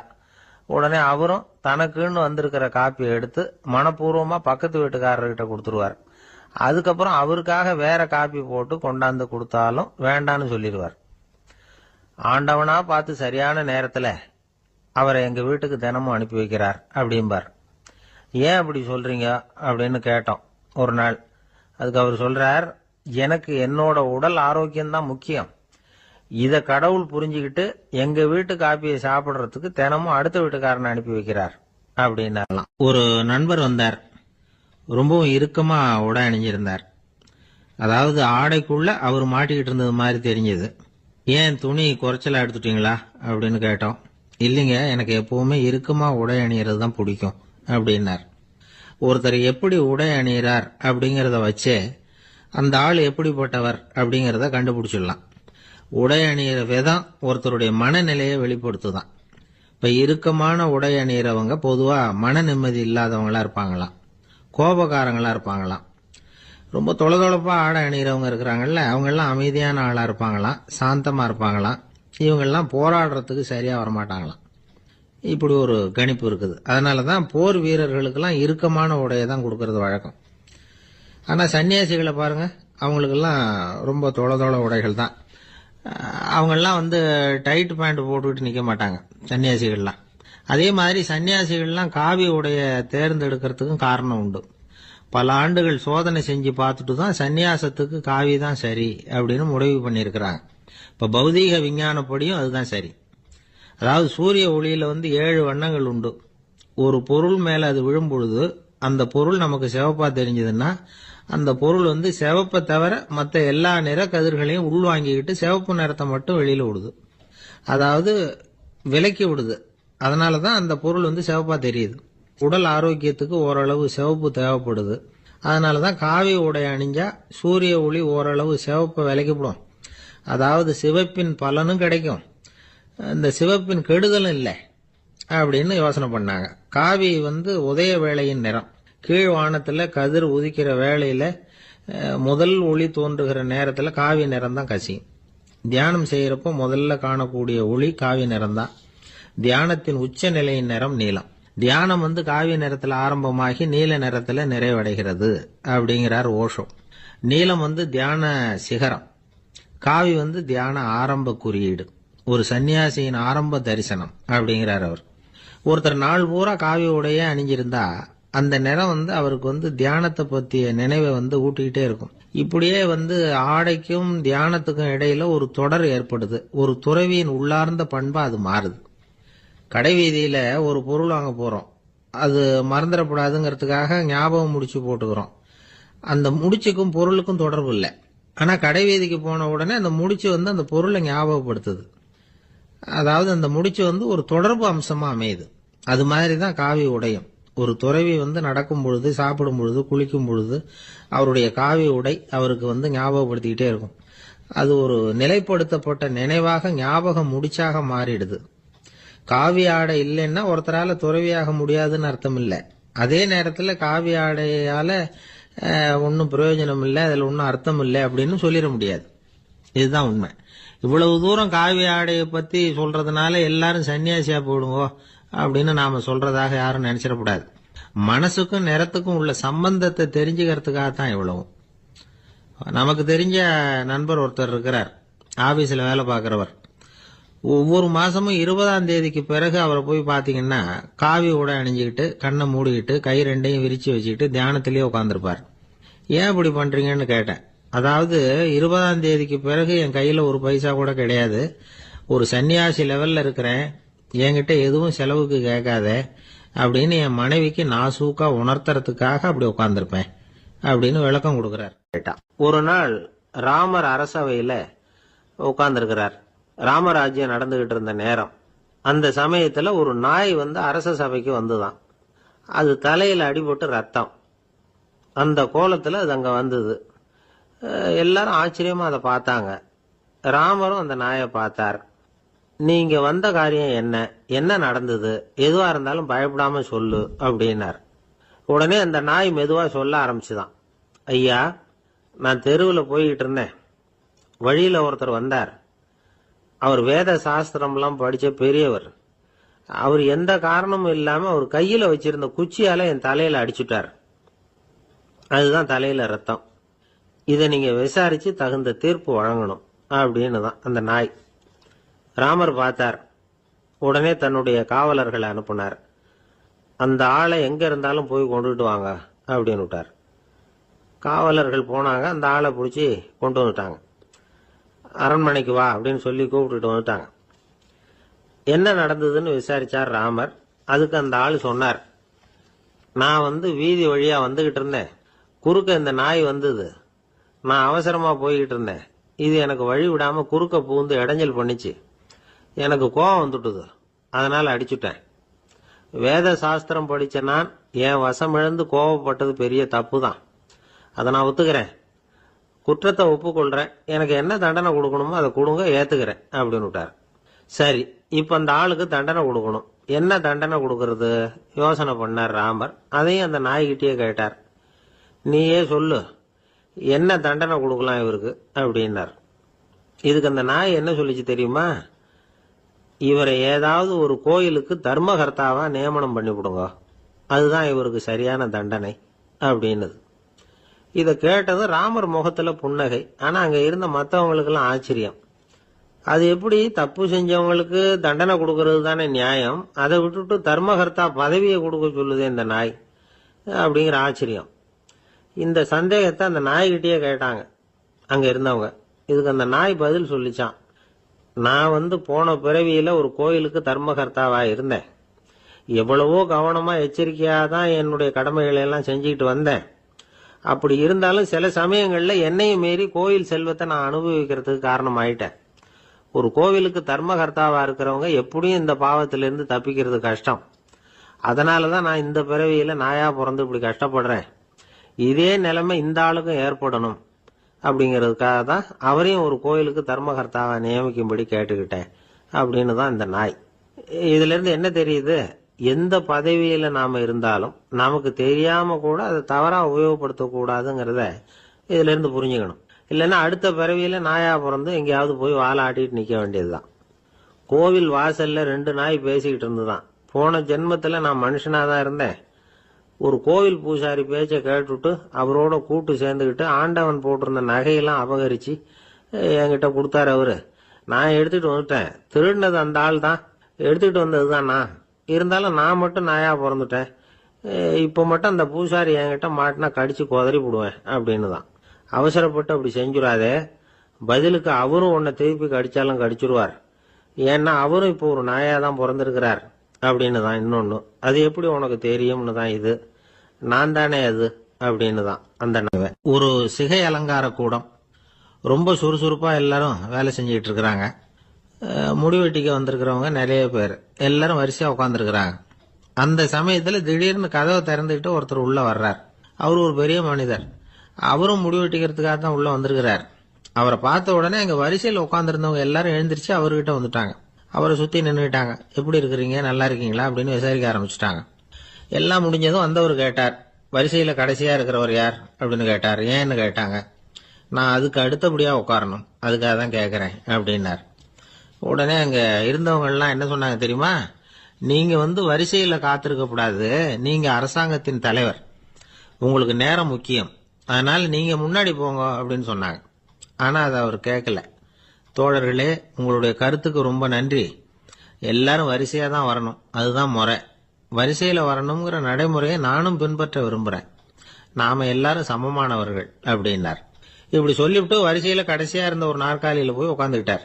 தன் சட்டை பையில இருந்த ஒரு செய்தித்தாளை எடுத்தார், படிக்க ஆரம்பிச்சிட்டார். ஆனா அங்க இருந்தவங்களால இதை பார்த்துக்கிட்டு சும்மா இருக்க முடியல. ஒருத்தர் எழுந்திருச்சு வந்தார். ஐயா, இப்ப என்னுடைய முறை வந்திருக்குது, நான் தான் போக வேண்டிய முறை. உங்களை இங்க காத்திருக்க வைக்கிறத விட ஒரு 5 ஆண்டுகளுக்கு கூட நான் முடிவெட்டிக்காமே இருந்துட முடியும் அப்படின்னார். அவர் மறுபடியும் சொன்னார், ஐயா, நீங்க வரிசை முறையை தாண்டி போக விருப்பப்படல, சரி. ஆனா என்னுடைய முறையை மாத்தி கொடுக்கறதுக்கு எனக்கு முழு உரிமை இருக்குது. இதுக்கு பதிலா உங்களுடைய கடைசி இடத்தை நான் எடுத்துக்கிறேன், இதை நீங்க மறுக்க முடியாதுன்னார். அங்க இருந்த மற்றவங்களும் இதை ஒரு மனசா வற்புறுத்த ஆரம்பிச்சிட்டாங்க. அந்த பெரிய மனிதர் பார்த்தார், சரின்னு கடைசியா ஒத்துக்கிட்டார். அவர் யார் தெரியுமா? அவர் தான் மாவீரர் லெனின். ரஷ்யாவில் கிரெம்ளின் சிகை அலங்கார கூடத்துல தான் இது நடந்தது. எல்லாரும் இந்நாட்டு மன்னர்கள்னு வாயளவுல பேசுறதுல என்ன பிரயோஜனம்? நாம எல்லாரும் சமம்ங்கிறத நடைமுறையில கடைபிடிச்சு காட்டினவங்க கொஞ்சம் பேர் தான். அவங்கள ஒருத்தர் தான் லெனின். வரிசையில் நின்று வர்றதுங்கிறது ஒரு சிறந்த பண்பு, உயர்ந்த பண்பு. இன்னைக்கு பல இடங்கள்ல அது நமக்கு தேவைப்படுது. ஒரு ரேஷன் கடைவாசல், கடை திறக்கிறதுக்கு முன்னாடியே எல்லாரும் வரிசையில் நின்றுட்டாங்க. கடைசியா வந்த ஒருத்தர் கியூவில் முன்னாடி போறதுக்கு முயற்சி பண்றார். ஏற்கனவே நின்றுட்டு இருக்கிறவங்க அவரை முன்னாடி போறதுக்கு விட மாட்டேங்கிறாங்க. கடைசியா போய் நில்லையா அப்படின்னு எல்லாரும் கத்துறாங்க. அது அவர் காதுல வாங்கல. முண்டி அடிச்சுக்கிட்டு முன்னாடி போறதுக்கே முயற்சி பண்ணிட்டு இருக்கிறார். எல்லாரும் சேர்ந்து அவரை வலுக்கட்டாயமா இழுத்து கொண்டாந்து பின்னாடி கொண்டு போய் நிறுத்திவிட்டு சொன்னாங்க, இதை பாருப்பா, நாங்க இருக்கிற வரைக்கும் நீங்க முன்னாடி போய் எதையும் வாங்க முடியாது, தெரிஞ்சுக்கோ அப்படின்னாங்க. இப்போ அந்த ஆள் சொன்னாராம், நான் இங்க பின்னாடி நிக்கிற வரைக்கும் நீங்களும் எதுவும் வாங்க முடியாது அப்படின்னாராம். ஏன்னு கேட்டிருக்கிறாங்க. நான் தான் அந்த கடையை திறக்க வேண்டிய ஆள் அப்படின்னா. ஒரு அழகான கடற்கரை, சுற்றுலா பயணிகள் நிறைய பேர் அங்க போறது வழக்கம். சனி ஞாயிறு கூட்டம் அதிகமா இருக்கும். அதோட விளைவு என்னங்கிறது அடுத்த நாள் தான் தெரியும். ஆமா, அந்த கடற்கரையை சுத்தப்படுத்துற தொழிலாளிகள் திங்கட்கிழமை ரொம்ப சிரமப்படுவாங்க. சனி ஞாயிறு வந்த கூட்டம் கடற்கரை பூராவும் காலி ஐஸ்கிரீம் கப்புகளை வீசி எரிஞ்சுட்டு போயிருக்கும். ஆயிரக்கணக்கான கப்புகள் அங்க பரவலா கிடக்கும். அதையெல்லாம் பொறுக்கி எடுத்து சுத்தம் பண்ணி ஆகணும். இதனால திங்கட்கிழமை வேலைக்கு வர்றதுக்கு எல்லாரும் பயப்படுவாங்க. அப்படி ஒரு நிலைமை. பல பேர் அன்னைக்கு லீவ் எடுத்துட்டு போயிடுறது வழக்கம். நமக்கு எதுக்கு இன்னைக்கு தொந்தரவுன்னு. இது ஒரு பெரிய பிரச்சனையா இருந்தது. இதுக்கு என்ன பண்ணலாம் அப்படின்னு யோசனை பண்ணாங்க. ஒரு ஆலோசனை கூட்டத்துக்கு ஏற்பாடு பண்ணாங்களாம். அந்த நகர நிர்வாக அலுவலர்கள், பணியாளர்கள் எல்லாரும் அதுல கலந்துகிட்டாங்க. கூட்டம் ஆரம்பமாச்சு. ஆரம்பத்துல சொன்னாங்க, இந்த பிரச்சனைக்கு ஒரு தீர்வு வேணும், என்ன பண்ணலாம், அதை முடிவு செய்யறதுக்கு தான் இந்த கூட்டம். இதுல நீங்க செய்ய வேண்டியது என்னன்னா, உங்களுக்கு தோன்றுகிற யோசனை எதுவா இருந்தாலும் சொல்லுங்க, கொஞ்சம் கூட தயக்கம் வேண்டாம். நாம சொல்ற யோசனை ஈடுபடுமா படாதா அப்படின்னு எல்லாம் யோசிக்க வேணாம். எல்லாருடைய யோசனைகளையும் அப்படியே பதிவு செய்துக்கிறோம். கடைசியா அதுல இருந்து ஒரு சிறந்த யோசனையை தேர்வு பண்ணி அதை பயன்படுத்தலாம். இந்த சந்தர்ப்பத்தில் இன்னொரு முக்கியமான வேண்டுகோள், எவ்வளவு சாதாரணமான யோசனையா இருந்தாலும் சரி, அது சொல்லும் பொழுது அடுத்தவங்க ஏளனம் செய்யக்கூடாது.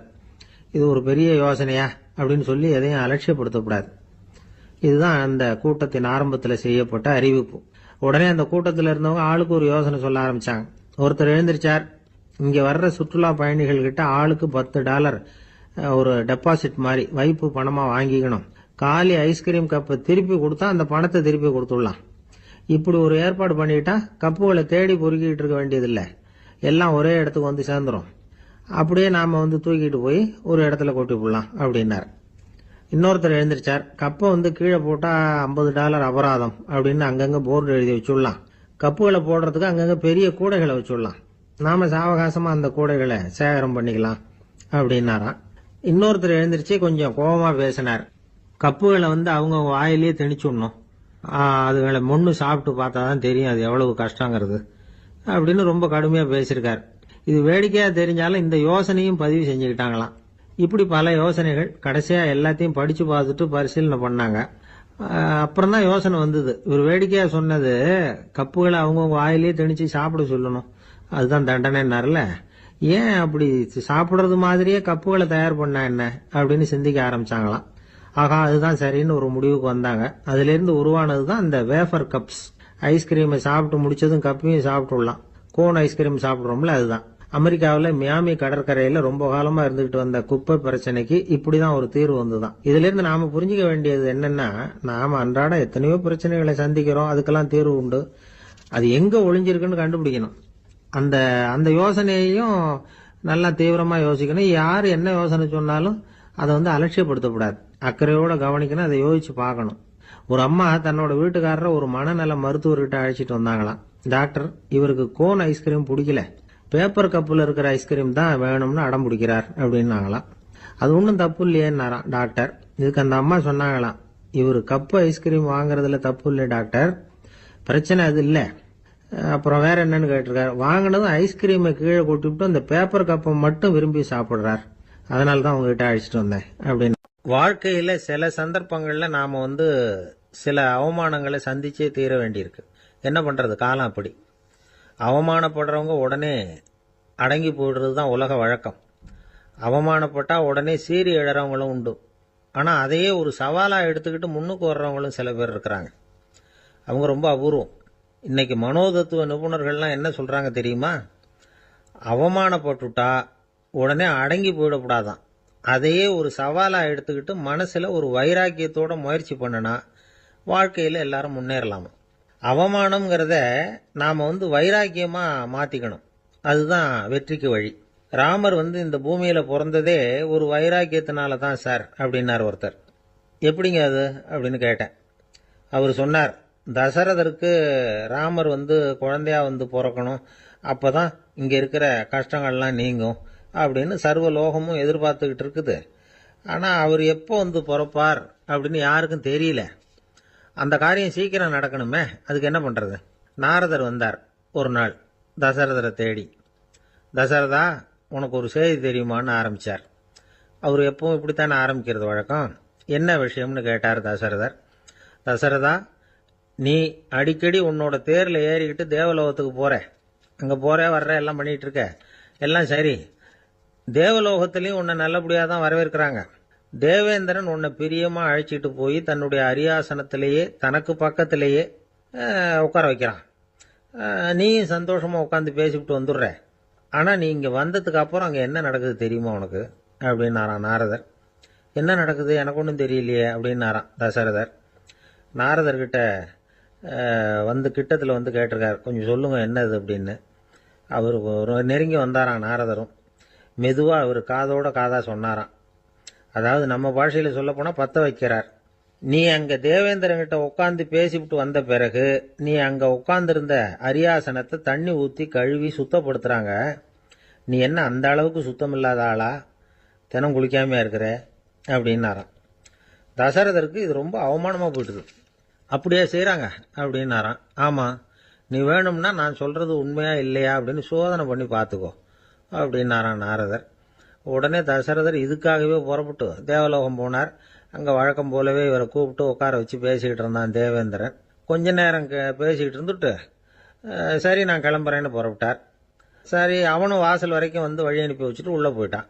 தசரதர் வெளியில கொஞ்ச நேரம் மறைஞ்சு இருந்துட்டு மெதுவா உள்ள எட்டி பார்த்தார் என்ன நடக்குதுன்னு. நாரதர் சொன்னது உண்மைதான். தசரதர் உட்கார்ந்திருந்த ஆசனத்தை அங்க 2 தேவர்கள் கழுவி சுத்தப்படுத்திக்கிட்டு இருக்கிறாங்க.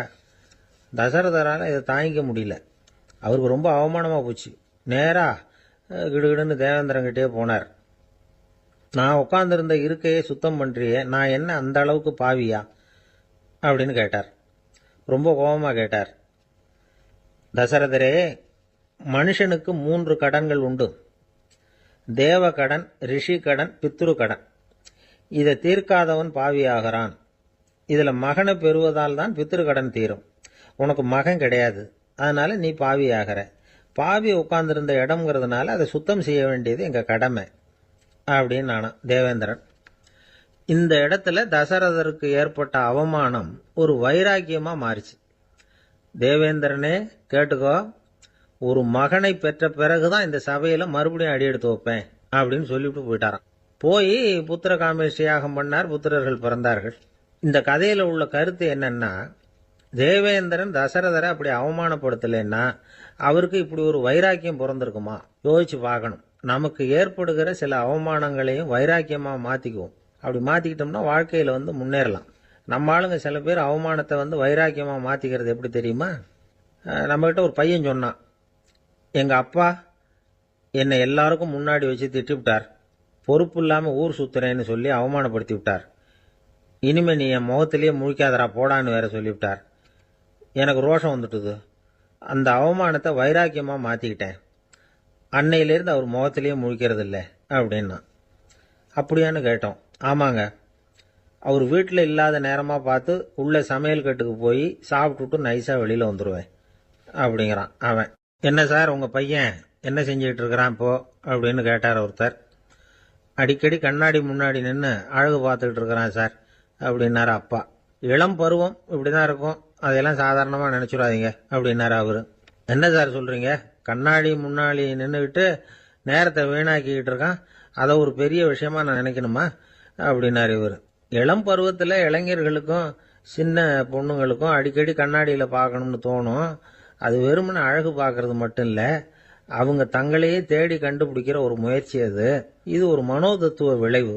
இது வரைக்கும் சின்ன பிள்ளையா இருந்துட்டோம், இனிமேல் நாமளும் மற்றவங்க மாதிரி மனிதர்கள் தான் அப்படிங்கிற உணர்வு அவங்களுக்கு வருது. தங்களோட முகம் எப்படி இருக்குது, அழகு எப்படி இருக்கு, உடம்பு நேரம் எப்படி இருக்கு, முடி எப்படி இருக்கு அப்படிங்கறதையெல்லாம் கண்டுபிடிக்கிறாங்க. அதுக்கப்புறம் இன்னொரு ஆணோ பொண்ணோ தன்னை கவனிக்கணும் அப்படின்னு நினைக்கிறாங்க. இதெல்லாம் மனோதத்துவ உண்மைகள், இதெல்லாம் இயற்கை. இதை பார்த்துட்டு பெத்தவங்க பிள்ளைங்க கெட்டு போட்டாங்க அப்படின்னு நினைக்கக்கூடாது, அவங்கள திட்டிகிட்டே இருக்கக்கூடாது. இன்னைக்கு பல குடும்பங்கள்ல இதுதான் நடந்துகிட்டு இருக்குது. மனுஷ வாழ்க்கையிலேயே இப்படியும் இல்லாத அப்படியும் இல்லாத ஒரு பருவம் இளம் பருவம். 13லேருந்து 19 வயசுக்கு உட்பட்ட ஆண்கள் பெண்கள் இந்த வகையை சேர்ந்தவங்க, டீனேஜ் குரூப். இவங்களை சின்னவங்கன்னு நினைச்சிட முடியாது, பெரியவங்கன்னு நினைச்சிட முடியாது. இவங்க ரொம்ப சென்சிட்டிவ்.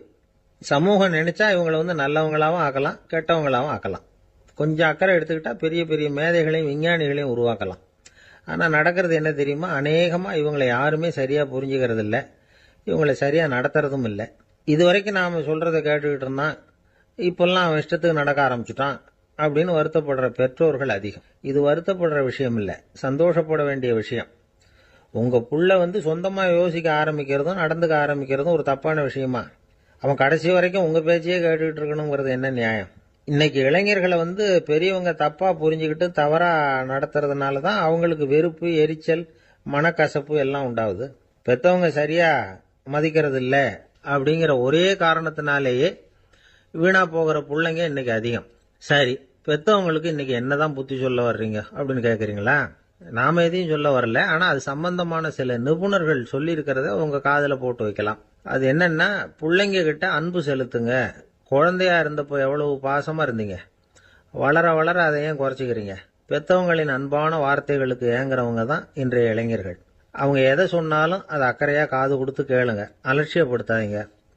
அவங்க விரும்புறது உங்ககிட்ட இருந்து ஒரு மதிப்பு, மரியாதை, அங்கீகாரம், இவ்வளவுதான். அவங்க அவங்களாவே முடிவுகள் எடுக்கட்டும், அதுக்கு நீங்க உதவியா இருங்க, அது போதும். மற்றவங்க முன்னாடி, முக்கியமா அவங்க நண்பர்கள் முன்னாடி அவங்கள பத்தி மட்டமா பேசாதீங்க. அவங்க கிட்ட பொய் சொல்லக்கூடாது. நீங்க சொன்னது பொய்ன்னு தெரிஞ்சு போச்சுன்னா உங்க பேர்ல அவங்களுக்கு இருக்கிற மதிப்பு போயிடும், நம்பிக்கை போயிடும். அவங்களுக்கு முன்னாடி நீங்க சண்டை போடக்கூடாது. உங்க பிள்ளைய எப்பவும் இன்னொரு பிள்ளையோட ஒப்பிட்டு பேசுற வேலையே வேணாம். கூட பிறந்த மற்றவங்களோட கூட ஒப்பிடக்கூடாது. இப்படி செஞ்சா அவன் உங்ககிட்டயும் பிரியமா இருக்க மாட்டான், அவங்க கிட்டயும் பிரியமா இருக்க மாட்டான். புள்ள எங்க போறான், என்ன பண்றான் அப்படின்னு எல்லாம் துப்பறிஞ்சுக்கிட்டு இருக்கக்கூடாது. இளைஞர்கள் தனிமையை விரும்புறவங்க. அவங்கள பொட்டியில வச்சு மூடி பாதுகாக்கணும்னு நினைக்கக்கூடாது. அவங்கள எப்படி பாதுகாக்கிறது அப்படிங்கறது அவங்களுக்கே தெரியும். உங்க புள்ள எப்படி நடந்துக்கணும்னு நீங்க எதிர்பார்க்கறீங்களோ அது மாதிரி நீங்க நடந்து காட்டுங்க, அது போதும். ஒரு வீட்டுல அப்பாவும் அம்மாவும் பேசிக்கிட்டு இருக்கிறாங்க.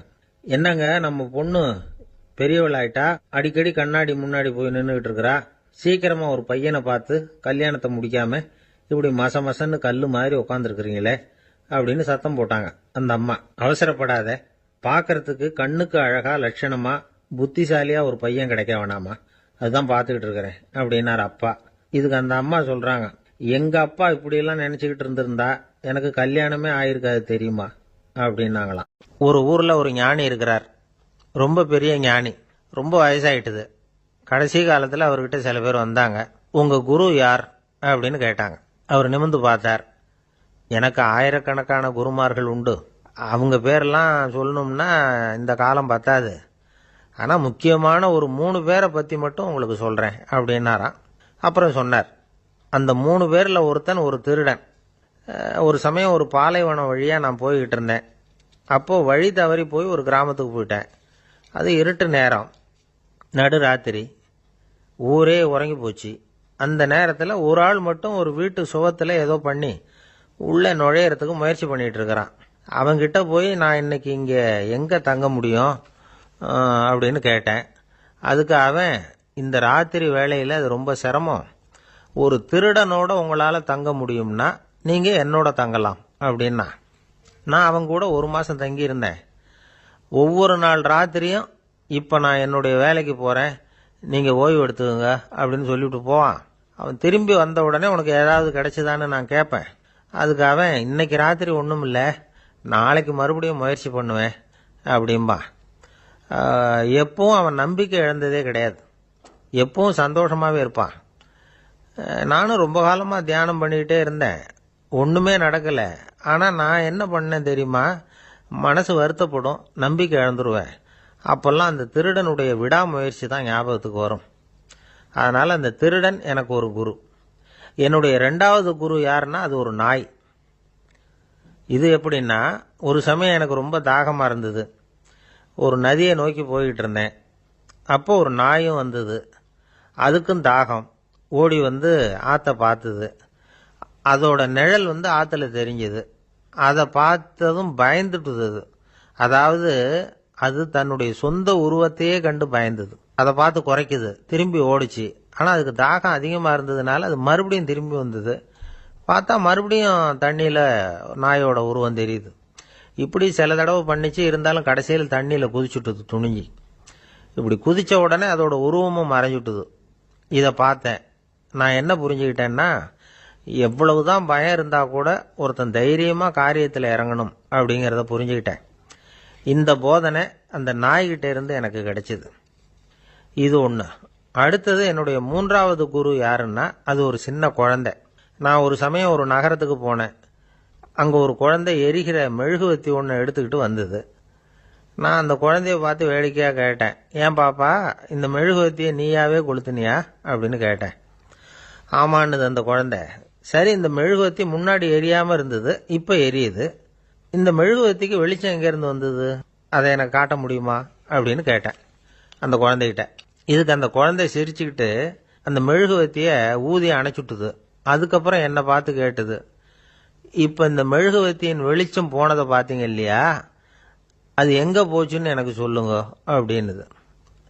அந்த குழந்தை இப்படி கேட்டதும் என்கிட்ட இருந்த ஆணவம் அழிஞ்சுட்டுது. நான் படித்ததெல்லாம் அந்த வினாடியில் சுக்கு நூறாக போயிட்டுது. என்னுடைய முட்டாள்தனத்தை நான் உணர்ந்தேன் அப்படின்னு இவ்வளவும் அந்த ஞானி விவரமாக சொன்னாராம். அதனால் நாம் இன்னார்கிட்ட இருந்து தான் இதை கற்றுக்கணுங்கிறது இல்லை, யாருக்கிட்ட இருந்தும் எதையும் கற்றுக்கலாம். நம்மால் ஒருத்தன் ஒரு நாய் வளர்த்துக்கிட்டு இருந்தான். அந்த நாய்க்கு வால் கிடையாது. யாரோ ஏற்கனவே வெட்டி எடுத்துட்டாங்க. இந்த நாய் தான் சார் எனக்கு குரு, அதுகிட்டே இருந்து கூட நான் பாடம் கற்றுக்கிட்டு இருக்கிறேன் அப்படின்னா. அப்படி என்ன கற்றுக்கிட்டேன் இந்த வால் இல்லாத நாய்கிட்ட இருந்து அப்படின்னு கேட்டோம். நாம் யாருக்கிட்டையும் வாலாட்டக்கூடாது அப்படிங்கிற பாடத்தை அதுகிட்டே இருந்து தான் நான் கற்றுக்கிட்டேன் அப்படின்னா. ஒரு ஊரில் ஒருத்தர் இருந்தார், ரொம்ப நல்லவர். யாருக்காவது ஏதாவது கொடுத்துக்கிட்டே இருப்பார், கொடையாளி. தினமும் யாராவது ஒருத்தருக்கு ஏதாவது கொடுக்கலன்னா அவருக்கு தூக்கம் வராது, அப்படி ஒரு பழக்கம். அது மட்டும் இல்லை, அவர் கொடுக்கறது அடுத்தவங்களுக்கு தெரியாது, அவ்வளவு ரகசியமாக அதை கொடுப்பார். வலது கை கொடுக்கறது இடது கைக்கு தெரியக்கூடாதுன்னு சொல்லுவாங்கல்ல, அது மாதிரி அவர். ஒரு நாள் ராத்திரி அவர் ஏற்கனவே தயாராக கட்டி வச்சிருந்த பணம் முடிச்ச கையில் எடுத்துக்கிட்டு வீட்டை விட்டு வெளியில் வந்தார். தெருவில் இறங்கி நடந்தார். இன்னைக்கு யாருக்கு தர்மம் செய்யறது அப்படின்னு யோசனை பண்ணிட்டு இருட்டில் நடந்து வந்துகிட்டு இருக்கிறார். யாரோ ஒருத்தர் எதிரில் வர்றது மாதிரி தெரிஞ்சுது. உடனே அவர் கிட்ட போனார். தன்கிட்ட இருந்த பணம் முடிச்சு அவசரமாக அவர் கையில் திணிச்சுட்டு திரும்பி வந்துட்டார். அப்பாடா, ஒரு வழியா யாருக்கும் தெரியாம இன்னைக்கு தர்மம் பண்ணியாச்சு அப்படிங்கிற மகிழ்ச்சி, மன நிறைவு அவர் முகத்துல. நிம்மதியா தூங்கினார். அப்புறம் எழுந்திரிச்சார். மறுநாள் காலையில ஊரு பூரா ஒரே பேச்சு. என்ன பேச்சுன்னா, நேற்று ராத்திரி ஒரு திருடன் கையில யாரோ பணத்தை கொடுத்துட்டு போயிருக்கிறாங்க அப்படின்னு எல்லாரும் பேசிக்கிட்டு இருக்கிறாங்க. இதை கேள்விப்பட்டதும் அந்த பெரியவருக்கு ரொம்ப வருத்தமா போச்சு. அடடா, போயும் போயும் ஒரு திருடனுக்கா உதவி பண்ணிருக்கிறோம், பிரயோஜனம் இல்லாம போட்டுதே அப்படின்னு நினைச்சார். சரி, இன்னைக்கும் யாருக்காவது உதவி பண்ணணும் அப்படின்னு முடிவு பண்ணினார். ராத்திரி நேரம் வந்தது. இவர் வழக்கம் போல தெருவில் இறங்கி நடந்தார். கையில பணம் முடிச்சு. எதிரில் ஒரு பெண் உருவம் மங்கலா தெரிஞ்சது. இவர் உடனே அந்த பெண் கிட்ட பணத்தை கொடுத்துட்டு திருப்தியா திரும்பி வந்துட்டார். மறுநாள் காலையில ஊர் பூரா என்ன பேசிக்கிட்டாங்க தெரியுமா? நேற்று ராத்திரி நெறி தவறி நடக்கிற ஒரு பெண்ணின் கையில யாரோ பணத்தை வச்சுட்டு போயிருக்கிறாங்க அப்படின்னு எல்லாரும் பேசிக்கிறாங்க. அடடா, இன்னைக்கும் தவறுதலா நடந்து போச்சு அப்படின்னு ஒரு வருத்தப்பட்டார். இருக்கட்டும், இன்னைக்கும் ஏதாவது தர்மம் பண்ணுவோம் அப்படின்னு நினைச்சுக்கிட்டாரு. 3வது நாள் ராத்திரியும் புறப்பட்டார். இப்பவும் எதிரில் ஒருத்தர் வந்தார். இவர் பணத்தை கொடுத்தார், திரும்பி வந்துட்டார். மறுநாள் மக்கள் என்ன பேசிக்கிட்டாங்கன்னா, நேற்று ராத்திரி ஒரு செல்வந்தர் கையில யாரோ பணத்தை கொடுத்துட்டு போயிருக்கிறாங்க அப்படின்னு பேசிக்கிட்டாங்களாம். அவருக்கு ரொம்ப வருத்தமா போட்டுது. என்ன இது தினம் இப்படி ஆகிட்டு இருக்குதே அப்படின்னு நினைச்சுக்கிட்டே படுத்து தூங்கினார். அன்னைக்கு ராத்திரி ஒரு கனவு. அந்த கனவுல இறைவன் வந்து சொன்னாராம், இத பாருப்பா, நீ கொடுத்த தர்மம் வீணா போயிடல.